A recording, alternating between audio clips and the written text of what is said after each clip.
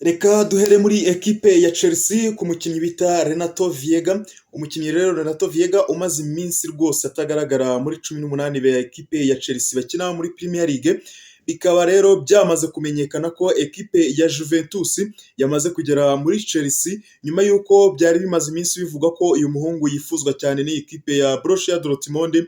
Renato Viega rero yatangarije abayobozi ba ekipe ya Chelsea ababwira yuko we yifuza kujya mu ikipe imuha uburyo bwo gukina muri defense centrale cyangwa se muri bariya badefanseri babiri bo hagati, babiri bariya nimero 4 na nimero 5, cyane ko yifuza gukina mu ikipe y'igihugu. Ariko umutoza wa Chelsea Enzo Maresca akomeza kumwangira amubwira ko n'amahirwe afite mu ikipe y'igihugu yose yakesha kuba yarakinye mu ikipe ya Chelsea, bityo rero agomba kwihangana agategereza igihe cyiwe kikazaba kiza. Akavuga yuko rero n'umwanya abona mu ikipe y'igihugu awukesha ko akina muri Chelsea, kandi ko n'uwo mwanya abona atawubona kubera ko akina muri defense. Ikipe ya Juventus rero nyuma yo gukurikirana ayo magambo yose ntabwo yabirengeje ingohe yayisiza muri Chelsea kubaza niba uyu muhungu Renato Viega w'imyaka 21 Chelsea yakemera kumubatiza. Ariko ino deal ya Renato Viega ntabwo iri bugende yonyine kuko iragendana na deal ya Douglas Luiz.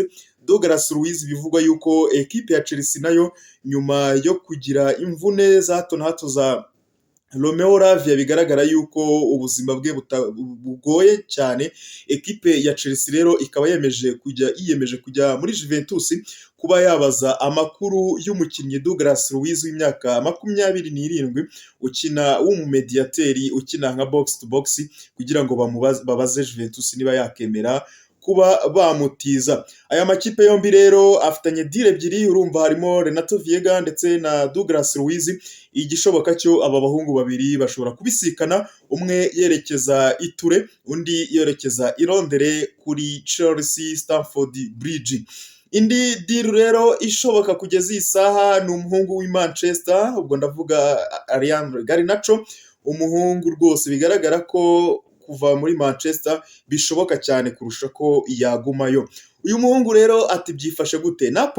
Ubundi Napoli niyo yari iri imbere cyane kuba yamusinyisha, yari yanatanze na bidi ndetse na umutoza wa Napoli ubwe yihamagarira Garnacho amubaza uko bimeze, aramuganiriza ndetse na ekipe ya Napoli itabivugwa ko yari yatanze bidi ya mbere ya miliyoni 40, ariko ekipe ya Manchester United aya mafaranga yarayanze ivuga ko ari make, ivuga ko yo ishaka nibura miliyoni 60.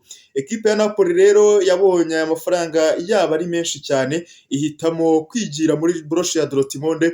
Ijya gukomanga muri Borussia Dortmund iyibaza ku muhungu w'umwirabura ukinamo w'umudage bita Karimu Adeyemi ukomoka mu gihugu cya Nigeria.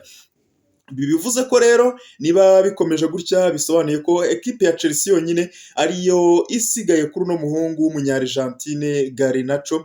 Ibishoboka ni uko ashobora kwerekeza mu ikipe ya Chelsea nyuma y'uko Mikhailo Modric nawe bikomeje kutagenda neza nyuma yo gusanga yarakoresheje imiti yongera imbaraga. Nubwo icyaha kitaramuhama, ariko birashoboka yuko gishobora kuzamuhama. Niyo mpamvu rero Chelsea ishyize imbaraga kugira ngo ibone uno muhungu Garnacho kugira ngo abe yaziba icyuho muri ekipe ya Chelsea kuri ruhande rw'ibumoso.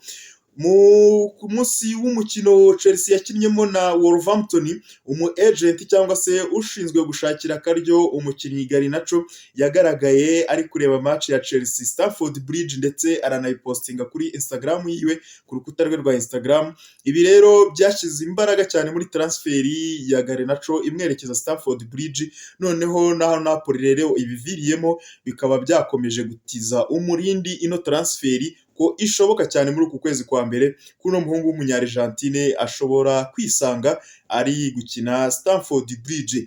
Abafana ba Chelsea ino deal mwayakira gute? Uno muhungu mumubona gute? Ese mubona koko yaba umukinnyi mwiza Stamford Bridge? Ese Chelsea iramukeneye cyangwa se mubona Chelsea itamukeneye? Muri Chelsea rero haracyarimo indi nkuru nanone ijyanye na Christopher Nkunku. Christopher Nkunku arashaka gusohoka muri Chelsea, ariko Chelsea yo ntabwo ishaka gurekura uno muhungu w'umufaransa umaze imyaka igera kuri 3 asinye muri ekipe ya Chelsea aturutse mu Budage n'ubundi muri RB Leipzig kuri miliyoni 50. Ekipe ya Bayern Munich rero akaba ari ishaka gusinyisha uno muhungu w'umufaransa, ariko Chelsea yo ikaba itabishaka. Muri uko kutabishaka rero ikaba iri guca Bayern Munich ikamubwira ati rero umukinnyi ntabwo dushaka kumurekura, atari ko niba ufite miliyoni 70 zishyire ku meza umukinnyi umutware. Christopher Nkunku nta kindi mpamvu yifuza gusohoka Stamford Bridge, ntabwo ari uko ekipe ari mbi itamuhemba neza cyangwa se itamufashe neza, dore ko yanamurwaje mu bihe by'ubuzima bwe bubi yari afite Stamford Bridge by'imvune, ariko avuga ko nanone akeneye gukina, akeneye playing time ihagije, dore ko ari mu bakinnyi ekipe y'igihugu y'Ubufaransa ijya yitabaza kenshi cyane. Avuga ko rero kudakina bishobora kumubuza amahirwe yo kujya mu ikipe y'igihugu. Mbibutsa ko uyu muhungu afite imyaka 27, urumva rero uyu muhungu ageze igihe cyo gukina umupira. Kumwima amahirwe yo kujya mu kibuga ntago ari ibintu byamuhira kuba yabona umwanya nanone wo kujya muri equipe de France. Chelsea rero ikaba ineza ikomeje gutsimbarara kwanga kurekura uno muhungu.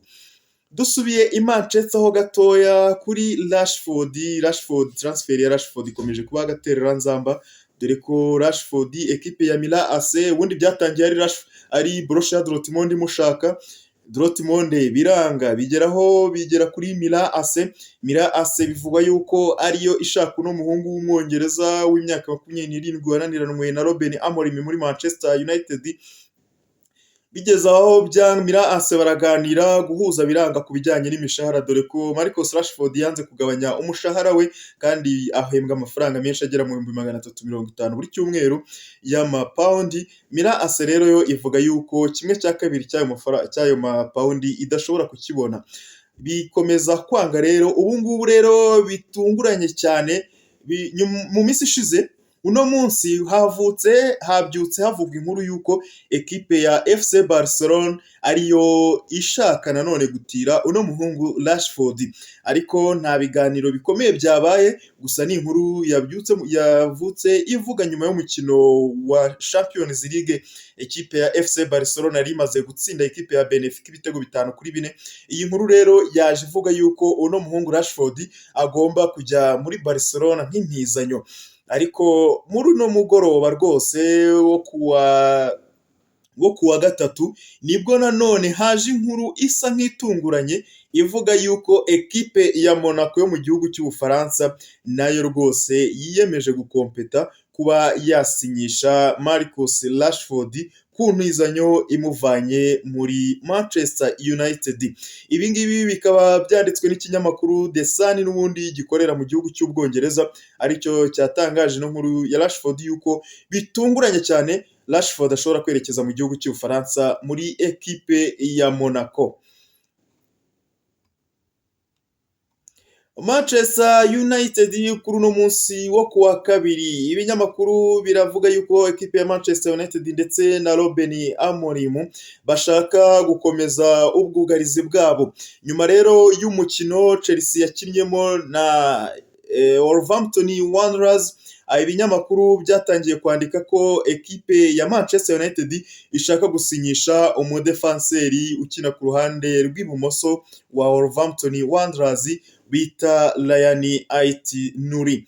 Uyu muhungu rero Ryan Ait-Nouri ashakwa cyane n'umutoza wa Manchester United Ruben Amorim kugira ngo ajye amukinira ku ruhande rw'ibumoso nk'umu left back. Niba mubizi neza ekipe ya Manchester United yaswitchinze kuri systeme y'abadefenseri batatu ikinisha n'aba left back, ubwo no kuvuga aba wing back babandi bakina kuri kabiri ndetse no kuri gatatu, ariko bagakina basatira bongera bagaruka badefanda, niyo mpamvu babita aba wing back. Uyu rero akaba ari umu left back n'ubundi akaba akina mu ikipe ya Wolverhampton Wanderers.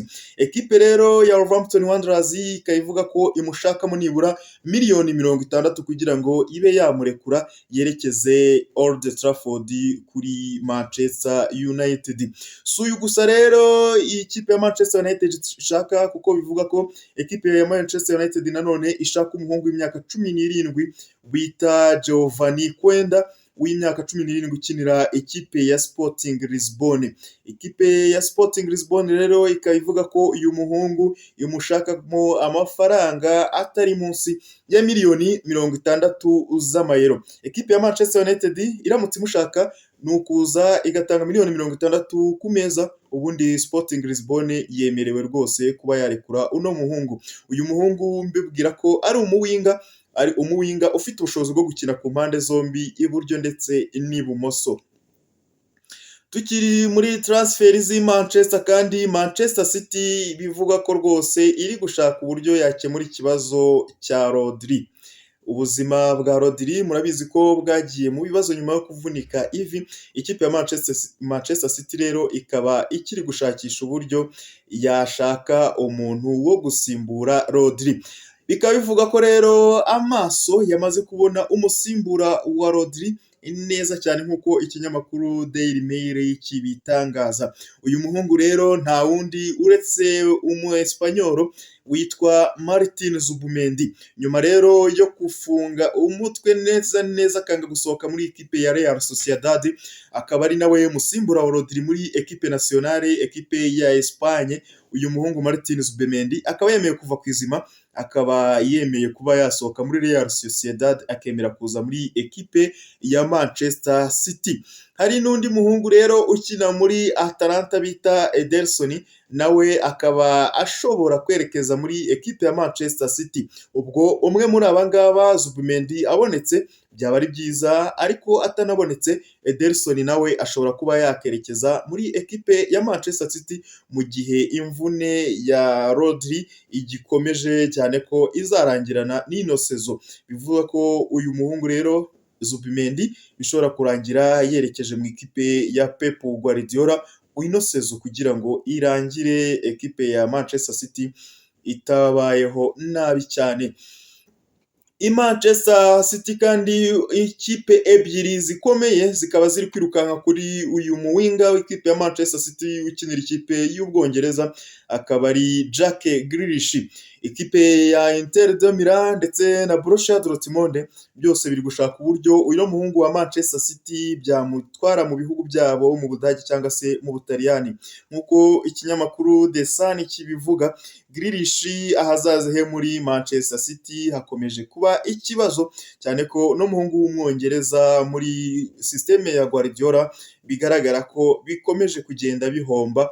Uyu muhungu atakimwizera cyane, dore ko atakimubonera umwanya wo gukina. Uyu muhungu rero yabanje kuba linked muri Manchester United, uko Manchester United imushaka, Tottenham nayo yaramushatse imuvugwamo, ikipe ya Newcastle imuvugwamo. Ubu ngubu rero bikaba bigeze muri ekipe ya Inter de Milan ndetse na Borussia Dortmund. Aya makipe yombi akaba ariyo yifuza kuba yasinyisha uno muhungu w'Umwongereza Jack Grealish ukunze kuvugaho kamanyinya cyane, dore ko ngo ari umuntu ukunda kwinywera agasembuye. Izo rero nizo transfer zikomeye zavugwaga cyane ku mugane y'Uburayi aka kanya, ariko isoko n'igurisha aho rigeze, ibitangaza bishobora kuba umunsi ku munsi, ariko n'ukujya dukomeza kubagerageza kureba amakuru aho ageze. Akabazo ka nyuma rero, ngiye kubasigiraho ifoto y'abagabo babiri hano imbere. Abagabo babiri bari kwitwara neza ku makipe yabo, dore ko amakipe yabo ubu ngubu ni nayo makipe yamaze kubona itike yo kwerekeza muri 1/8 cya Champions League. Ni FC Barcelona ndetse na ekipe ya Liverpool. Umwe ni Mohamed Salah nk'uko mubibona kuri screen, undi ni Rafinha umunya-Brazil. Ufite amakipe abiri, ugiye gukina Champions League finali. Ugomba guhitamo umuwinga umwe ugomba gukina ku ruhande rumwe. Hagati ya Mohamed Salah ndetse na Rafinha wahitamo nde ikipe iramutse ari iyawe? Ubinyarikire muri comment umbwire uko wowe ubyumva. Ubona umukinnyi mwiza uyu mwaka hagati ya Rafinha ndetse na Mohamed Salah ku giti cyawe, ku ruhande rwawe ari nde?